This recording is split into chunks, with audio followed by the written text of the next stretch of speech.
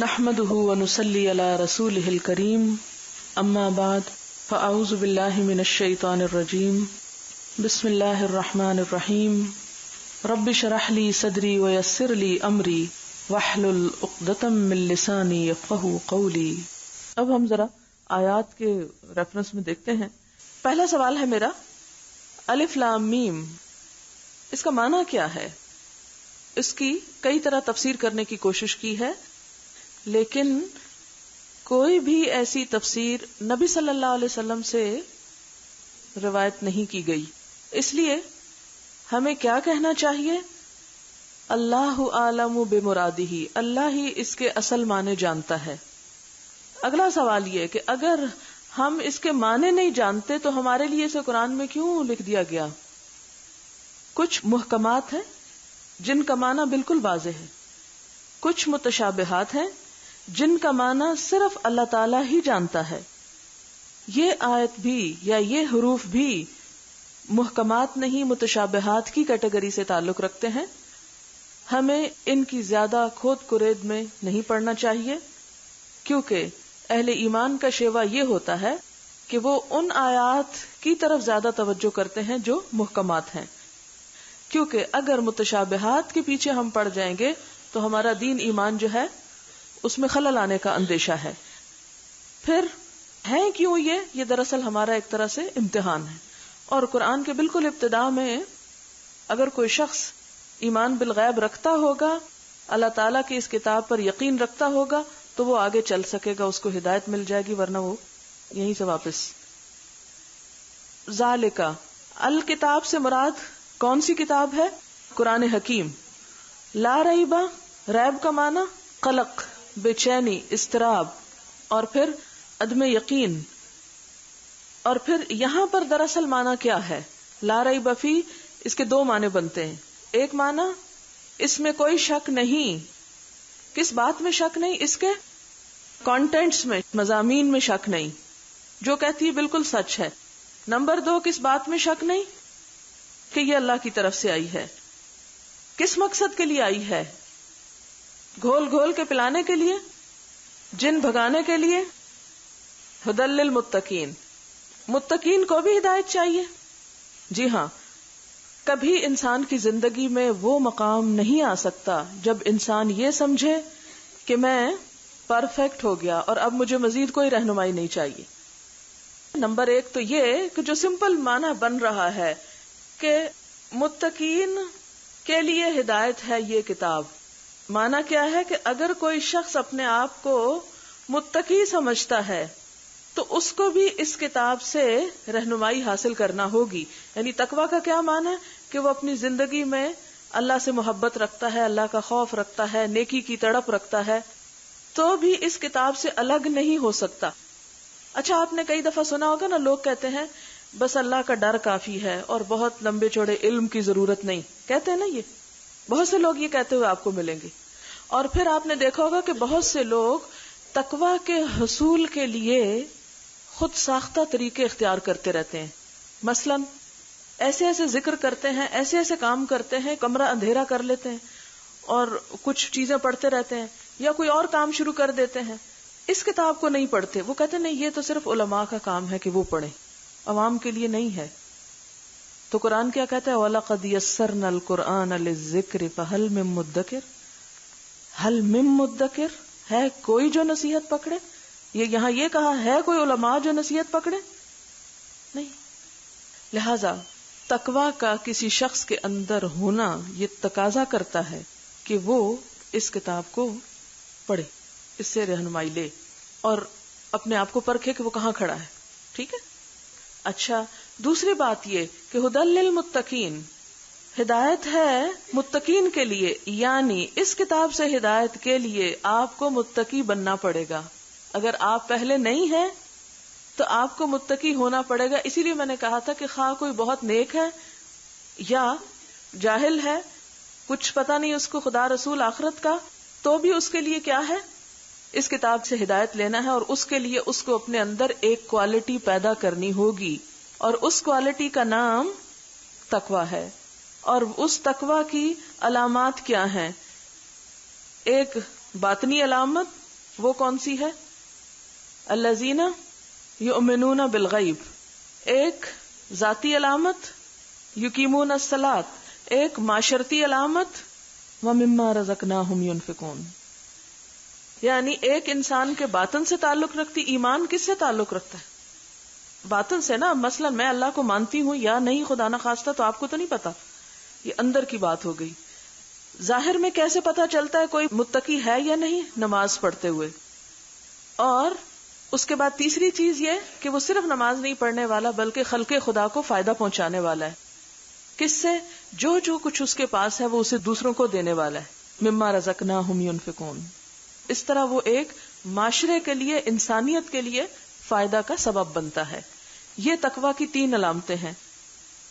ہمارے ہاں تقویٰ کی جو علامات ہیں وہ کچھ مختلف ہمارے ذہن میں تصور آتا ہے. ہم یہ سمجھتے ہیں کہ متقی وہ شخص ہو سکتا ہے کہ جو نہ کچھ کھائے نہ پیے، نہ کوئی بات کرے، نہ دنیا کی کسی دلچسپی میں حصہ لے، نہ اسے دنیا کی کسی خیر شر کی کوئی خبر ہو. عموماً ہمارے ہاں نیک لوگوں کی پہچان کیا ہوتی ہے؟ ہم کہتے ہیں نا فلاں بڑا اللہ والا ہے. اللہ والے کی پہچان کیا ہے جو ہمارے ذہنوں میں ہے یا ہمارے معاشرے میں ہے؟ اللہ والے کی پہچان. آپ سب کے ذہن میں تصور ہے نا اللہ والوں کا، اور اسی لیے آپ میں سے کوئی اپنے آپ کو اللہ والا نہیں سمجھتا، اور آپ ڈرتے ہیں اللہ والے بننے سے. ڈرتے ہیں نا کہ پھر ہمیں وہ بننا پڑے گا. ایسے ڈر کی کوئی ضرورت نہیں ہے.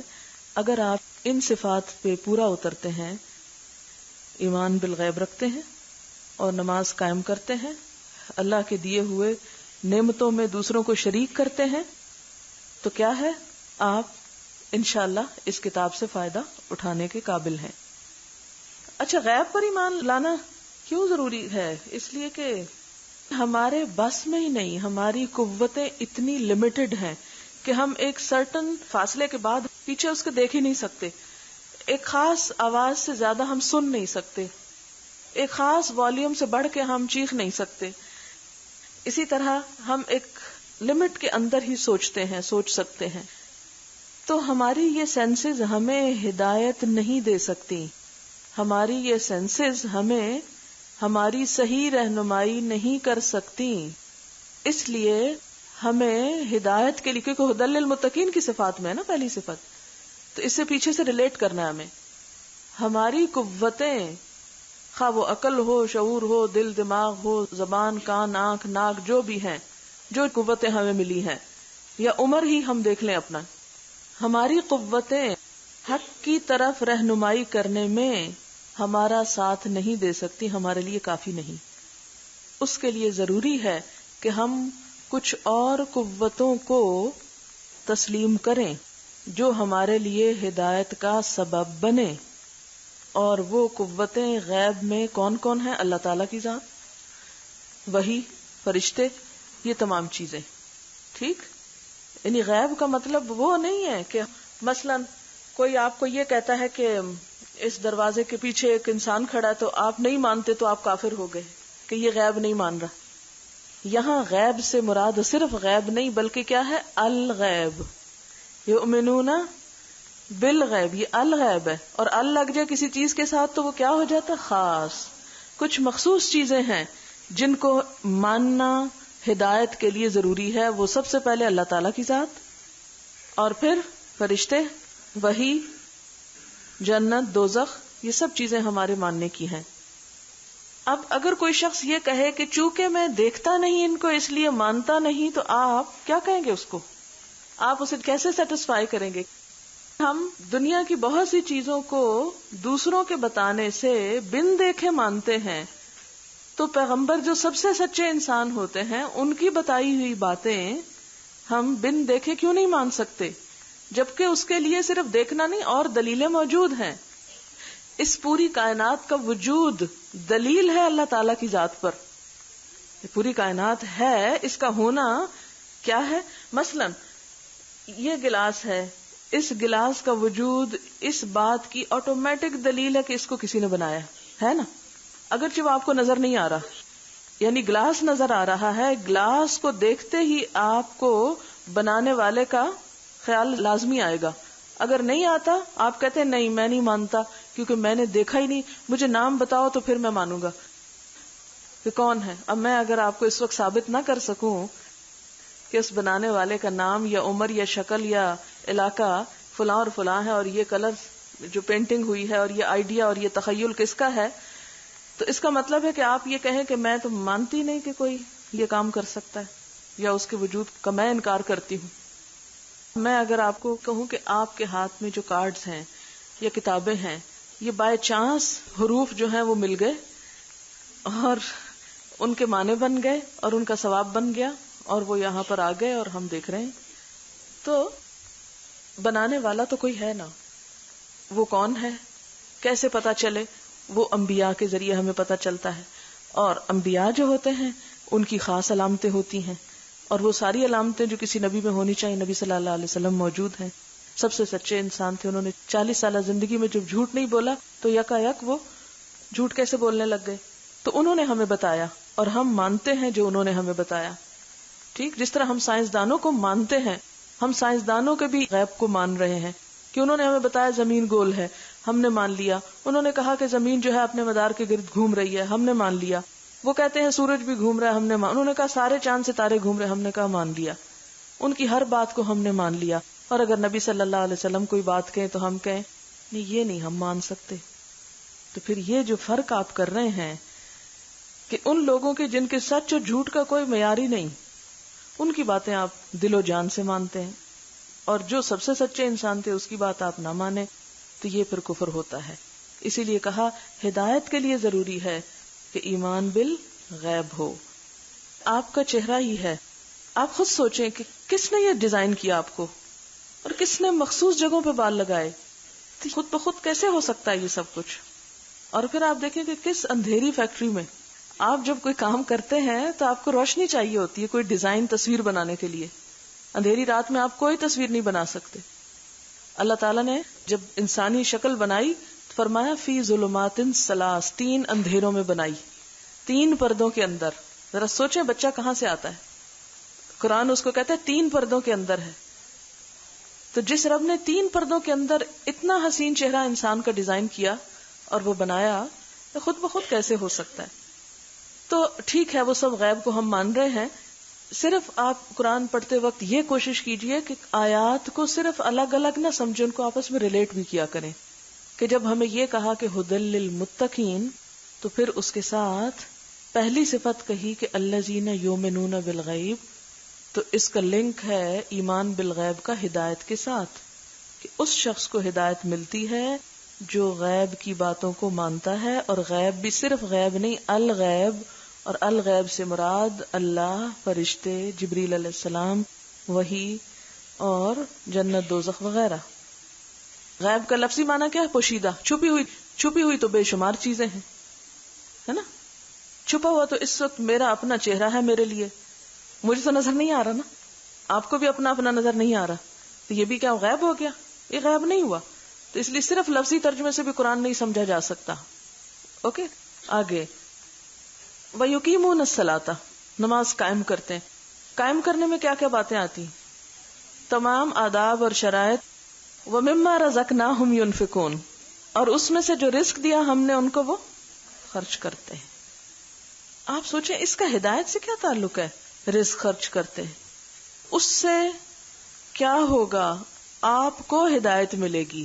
کہا یہ جا رہا ہے یہاں کہ جو دوسروں پہ خرچ کرتے ہیں ان کو ہدایت ملتی ہے. یہ آپ یوں سمجھیں، جو ایمان بالغیب لاتے ہیں ان کو ہدایت ملتی ہے، جو نماز قائم کرتے ہیں ان کو ہدایت ملتی ہے، جو رزق خرچ کرتے ہیں ان کو ہدایت ملتی ہے.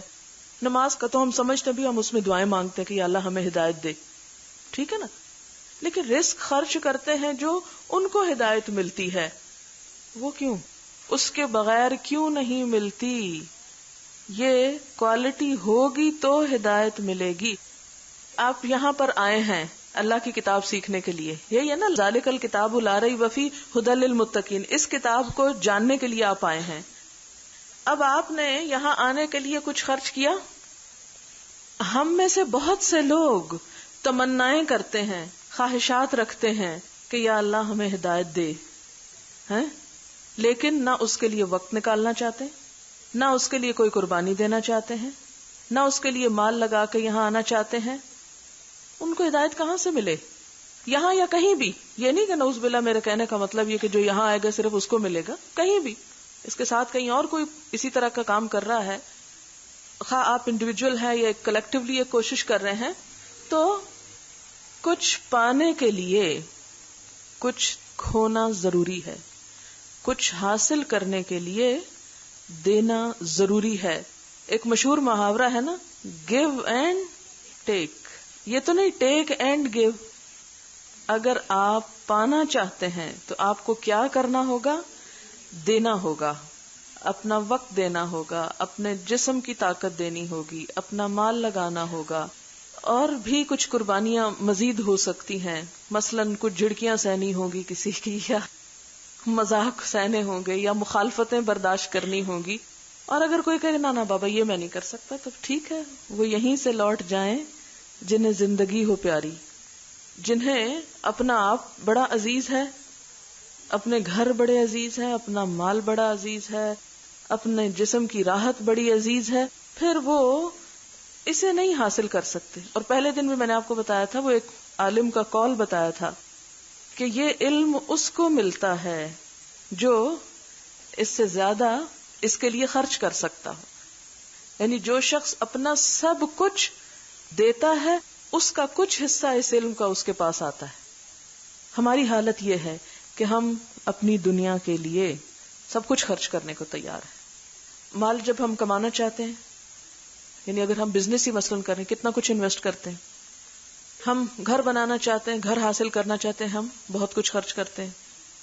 ہم اپنی خواہشات کی دوسری چیزیں جب حاصل کرنا چاہتے ہیں، ان کے لیے سب خرچ کرتے ہیں نا. لیکن جب ہم ہدایت کے راستے پہ چلنا چاہتے ہیں تو اس کے لیے ہم چاہتے ہیں مفت میں آ جائے، کچھ خرچ نہ کرنا پڑے، ہے نا.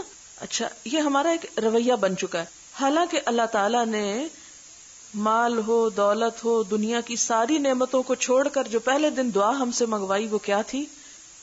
اہدنا الصراط المستقیم. اور دن میں 5 دفعہ ہم مانگتے ہیں. اس کو پانے کے لیے کچھ خرچ کرنا پڑتا ہے. اور اسی لیے یہاں لازمی شرط لگا دی گئی، مما رزقناہم ينفقون، تب ملے گی یہ کتاب. اوکے. اچھا، اب آپ دیکھیں ذرا اس کو ایک اور مثال سے سمجھیں. مثلاً آپ یہ چاہتے ہیں کہ آپ کے گھر کا باغیچہ پھولوں سے بھرا ہوا ہو. اس کے لیے آپ تمنا کرتے ہیں. تمنا کے بعد کیا ہاتھ پہ ہاتھ دھر کے بیٹھ جاتے ہیں؟ میری بڑی خواہش ہے یا اللہ میرا گھر پھولوں سے بھر جائے، یا اللہ میرا گھر پھولوں سے بھر جائے. بھر جائے گا. پھر ہم کہ یا اللہ تو سنتا ہی نہیں، ابھی تک ایک پھول نہیں لگا. کیا کرنا ہوگا اس کے ساتھ؟ سب کچھ کرنا ہوگا. والذین یؤمنون بما انزل الیک، وہ جو ایمان لاتے ہیں اس چیز پر جو ہم نے آپ کی طرف اتاری، جو نبی صلی اللہ علیہ وسلم کو حکمت میں سے دیا گیا. حکمت، اس کو آپ حدیث نہ لکھیں، یہاں حکمت لکھیں، کیونکہ قرآن پاک میں دوسری جگہ اسے حکمت کہا گیا ہے. اگرچہ حکمت کا معنی حدیث ہے، لیکن ہم ذرا محتاط لفظ استعمال کریں گے جس کی دلیل خود قرآن کے اندر موجود ہے. اپنے پاس سے بات نہیں لگائیں گے. وَيُعَلِّمُهُمُ الْكِتَابَ وَالْحِكْمَةَ، وہ آیت ساتھ آپ لکھ لیں. اس کا فائدہ یہ ہوگا یعلمہم الکتاب والحکمہ کا، کہ اگر آپ کسی کو یہ تفسیر کریں گے تو وہ کہیں گے کہاں لکھی ہوئی یہ بات. ضرور آپ کو چیلنج کیا جائے گا، یہ بات آپ کہاں سے کہہ رہے ہیں. ہم تو یہی سمجھتے ہیں کہ قرآن نازل ہوا. اگر آپ لفظ حدیث بولیں گے تو افینڈ ہو جائیں گے، اس لیے حدیث لفظ مت بولیں. یہاں آپ کہیں یؤمنون بما انزل الیک میں ویعلمہم الکتاب والحکمہ والی آیت ساتھ کوٹ کر لیں کہ وہ تعلیم دیتا ہے ان کو کتاب کی اور حکمت کی. تو کتاب کے علاوہ حکمت اور کیا چیز ہے؟ وہ دراصل امام شافعی کا قول ہے اور بہت سے اور ائمہ کا، کہ وہ دراصل حدیث رسول صلی اللہ علیہ وسلم ہے. یہ 4 دفعہ آتی ہے قرآن میں آیت.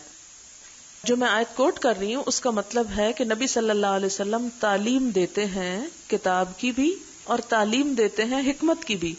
تو وہ جو تعلیم آپ کی کتاب کے علاوہ تھی وہ کیا تھی؟ دراصل آپ کے اقوال، آپ کا عمل، حدیث اور سیرت کہا جاتا ہے جس کو.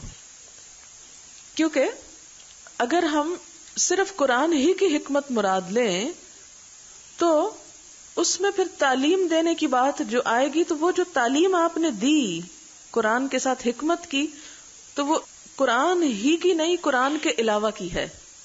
ٹھیک ہے، کیونکہ جب قرآن کی تعلیم دی تو بات ہو گئی، والحکمہ اور حکمت کی تعلیم دی تو وہ تعلیم کدھر ہے؟ وہ قرآن کے اندر تو حکمت ہے ہی، لیکن قرآن کے علاوہ جو آپ کو وزڈم عطا کی گئی تھی، آپ نے جو فیصلے کیے. مثال کے طور پر آپ دیکھیں کہ قرآن پاک میں 2 بہنوں کو ایک نکاح میں جمع کرنے سے تو منع کیا گیا، لیکن کہیں نہیں لکھا ہوا کہ خالہ اور بھانجی کو جمع نہ کرو. قرآن میں نہیں لکھا ہوا. یہ ہمیں کس نے سکھایا؟ نبی صلی اللہ علیہ وسلم نے.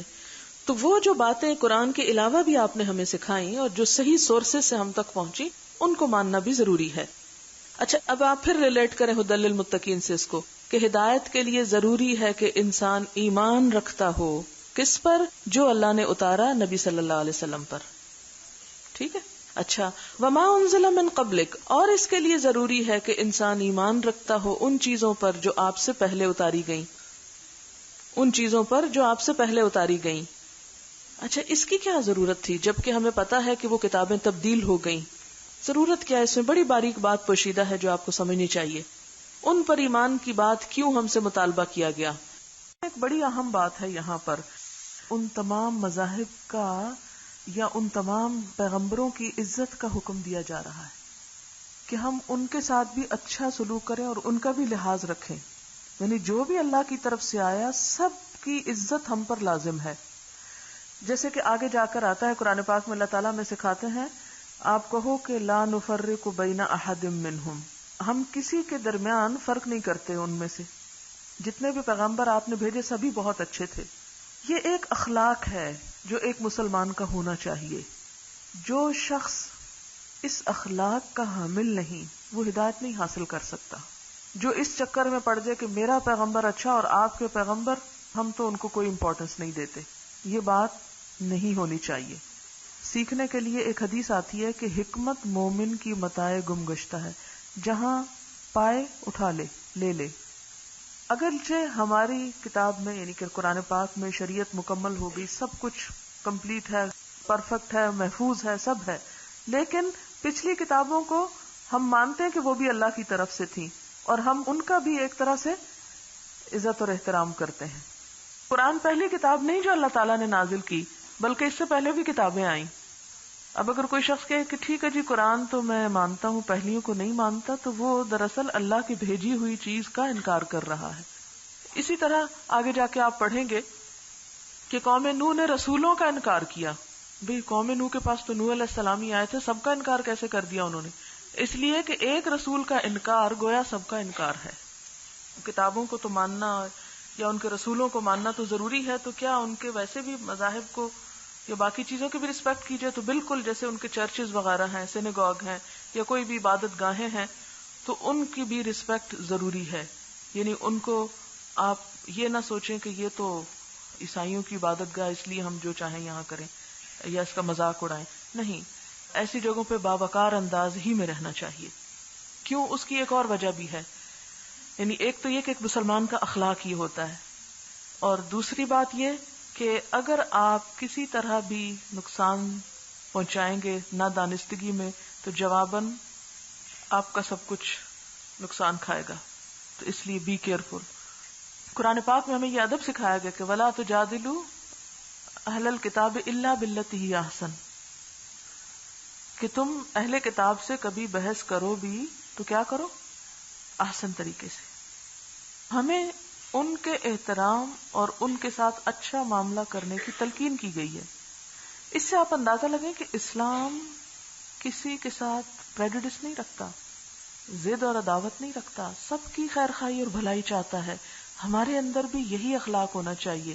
کوئی کافر سے کافر ہو، برے سے برا انسان ہو، اس کے ساتھ بھی خیر خواہی کا سوچیں. اس کے بارے میں پہلے سے ہی نہ بیٹھ لے گی تو بہت برا ہوگا. اگر کوئی اچھا ہی ہے تو آپ کس لیے تبلیغ کو نکلیں؟ آپ گھر بیٹھیں. آپ کی تبلیغ کے لیے نکلنے کا مطلب یہ ہے کہ آپ کو پریشانی ہے کہ لوگ اپنے آپ کو نقصان پہنچا رہے ہیں اور آپ نے ان کو نقصان سے نکالنا ہے. وَبِالْآخِرَةِ، اور آخرت پر، ہم یوقنون، وہ یقین رکھتے ہیں. یقین کس قوت کا نام ہے؟ جو ہر شک و شبہ سے پاک ہو. انسان کے اندر کی وہ قوت جو انسان کے عقل، دل، ارادے کو مسخر کر لے، حاوی ہو جائے ان پہ، یعنی وہ احساس جو عقل پہ بھی حاوی ہو جائے، دل پہ بھی ہو جائے اور ارادوں پہ بھی، اس کو کہتے ہیں یقین۔ جب آپ دیکھیں کہ آپ اتنے اسٹرانگ ہو جاتے ہیں کہ آپ کی عقل آپ کے تابع، آپ کا دل آپ کے تابع، آپ کے ارادے آپ کے تابع، تو کیا ہوگا؟ پھر سارے کام اس کے مطابق ہوں گے۔ جب ہم کہتے ہیں کہ وہ آخرت پر یقین رکھتے ہیں تو مراد یہ کہ ان کے سب کام کس لیے ہوتے ہیں؟ آخرت کی نیت سے ہوتے ہیں، یعنی آخرت کا احساس ان پر اتنا ہوتا ہے کہ باقی چیزیں اس کے تابع ہو جاتی ہیں۔ اچھا، آخرت پر یقین ہدایت کے لیے کیوں ضروری ہے؟ آخرت کے نقطہ نظر سے ہی سب کچھ ہمیں بتایا گیا ہے، یعنی مومن کو یہ سکھایا گیا کہ اس کی زندگی صرف اس دنیا کی زندگی نہیں ہے، بلکہ زندگی تو وہ ہے جو کل شروع ہونے والی ہے، کیونکہ اس کتاب میں ایسی چیزیں ہمیں کہی جا سکتی ہیں کہ جو ہمیں پسند نہ ہو۔ تو جب ہمارا آخرت پر یقین ہوگا تو کیا ہوگا؟ ہماری پسند پہ وہ قوت جب مسخر ہوگی کہ نہیں، میں نے تو آخرت کے لیے کرنا ہے، دنیا میں مجھے اس کا فائدہ ہوتا ہے یا نہیں ہوتا، لہذا ٹوٹلی ایٹیچیوڈ تبدیل ہو جائے گا انسان کا۔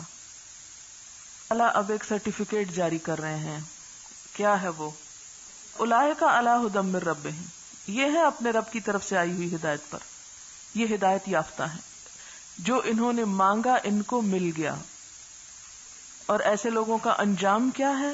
وَأُولَئِكَ هُمُ الْمُفْلِحُونَ، اور مفلح، فلاح کون سی کامیابی کو کہتے ہیں؟ مکمل کامیابی، یعنی دوسری کچھ کامیابیاں جزوی ہو سکتی ہیں لیکن فلاح کلی کامیابی کے لیے۔ اچھا، ان الذین کفروا، اب آگے وہ لوگ جو ان چیزوں کا انکار کرتے ہیں کہ بھئی یہ نہیں ہم کر سکتے، ٹھیک، کس کس کا؟ ہم ایمان نہیں غیب پہ لا سکتے، ہم نماز نہیں قائم کر سکتے، ہم کسی کو کچھ نہیں دے سکتے، ہم اس کتاب کو نہیں مان سکتے، ہم پہلی کتابوں کو نہیں مانتے، ہم آخرت کو کوئی اہمیت نہیں دیتے۔ تو کیا ہوا؟ فرمایا سواء علیہم، یہ ایسے سنگ دل ہیں کہ خواہ تم انہیں ڈراؤ یا نہ ڈراؤ وہ نہیں مانیں گے، کیونکہ انہیں کسی اپنے نفع نقصان کا کوئی احساس ہی نہیں۔ اچھا، یہاں پر آپ دیکھیں کہ کفر کی کچھ قسمیں ہیں جو علماء نے بیان کی ہیں۔ ایک ہے کفر انکار، کہ انسان دل اور زبان سے انکار کر دے۔ کفر اناد، اناد عین نون الف دال، انسان دل سے تو مانتا ہو لیکن زبان سے انکار کرتا ہو۔ جیسے بہت سے لوگ جو تھے ان کو پتا تھا کہ نبی صلی اللہ علیہ وسلم کیا ہیں، سچے نبی ہیں، لیکن زبان سے انکار۔ اس کی وجہ کیا تھی؟ وہ اناد اور دشمنی ان کے دل کے اندر۔ تیسرا ہے کفر النفاق، کفر النفاق، انسان دل سے تو نہ مانتا ہو، زبان سے اقرار کرتا رہے، دل سے نہ مانے لیکن زبان سے اقرار کہ ہاں میں مانتا ہوں چند مفادات کے لیے۔ پھر کفر عمل، عمل کا کفر، کہ انسان دل سے بھی اور زبان سے بھی مانے ایک بات کو لیکن عمل اس کے خلاف کرے، دل اور زبان سے مانے لیکن عمل سے انکار کرے، تو یہ کفر عمل ہے۔ جیسے حدیث میں آتا نا سباب المؤمن فسوق وقتالہ کفر، کہ مومن کو گالی دینا فسق ہے اور اس کو قتل کرنا کفر ہے۔ تو یہ جو قتل کرنا کفر ہے، یہ کون سا کفر ہے؟ عمل کا کفر، عملی اعتبار سے، یعنی عمل سے وائلیٹ کرے ان تمام باتوں کو جن کو وہ زبان اور دل سے مان رہا ہے۔ اب یہاں کون سا کفر مراد ہے؟ کہ جو پکے کافر ہیں، زبان سے بھی انکار کرتے ہیں، دل سے بھی انکار کرتے ہیں، یہاں کفر عمل مراد نہیں ہے، مراد اس سے کفر الانکار ہے، بالکل انکار کر دے کہ میں نے ماننا ہی نہیں، جو تم مرضی کرو۔ تو ان کے لیے برابر ہے، خواہ تم انہیں ڈراؤ یا نہ ڈراؤ وہ نہیں مانیں گے۔